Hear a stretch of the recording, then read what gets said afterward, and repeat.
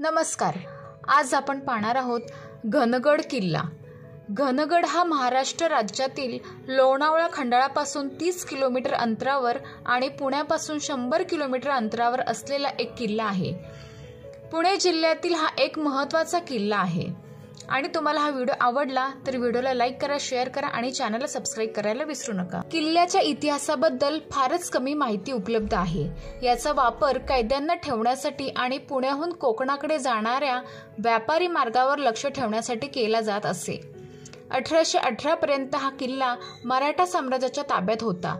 17 मार्च 1818 रोजी कोरीगडच्या पतनानंतर ओट ब्रिटिश सैन्यासमोर शरण गेला. या गडावर पाहण्यासारखी ठिकाणे. किल्ल्यावर 2 दरवाजे आहेत. मुख्य प्रवेशद्वाराची कमान गायब आहे.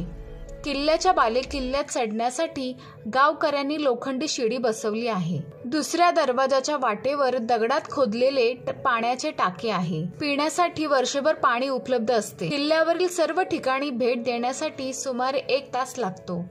बालेकिल्ल्यात काही जीर्ण इमारतींचे अवशेष आहेत.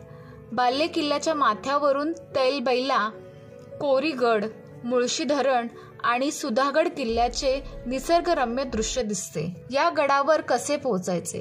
ताम्हिणी घाट रस्त्याने किंवा लोणावळा मार्गे रस्त्याने किल्ल्यावर पोहोचता येते. जवळचे शहर लोणावळा आहे, जे किल्ल्याच्या पायथ्याशी असलेल्या गावापासूनच म्हणजेच एकोलपासून 30 किलोमीटर अंतरावर आहे.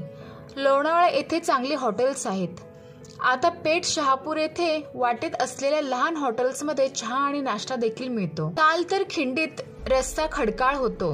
एकोल गावाच्या दक्षिणेकडील टेकड्यांपासून ट्रेकिंग मार्ग सुरू होतो. हा मार्ग खूप सुरक्षित आणि रुंद आहे. ट्रेकिंग मार्गावर घनदाट जंगल आहे. किल्ल्याच्या प्रवेशद्वारापर्यंत पोहोचण्यासाठी सुमारे अर्धा तास लागतो.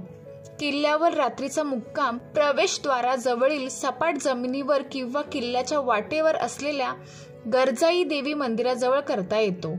हा किल्ला सर्व ऋतूंमध्ये पाहता येतो. एकोल येथील ग्रामस्थ रात्रीच्या मुक्कामाची आणि जेवणाची व्यवस्था वाजवी दरात करतात. तर तुम्हाला हा व्हिडिओ आवडला तर व्हिडिओला लाईक करा, शेअर करा आणि चॅनलला सबस्क्राईब करायला विसरू नका. धन्यवाद.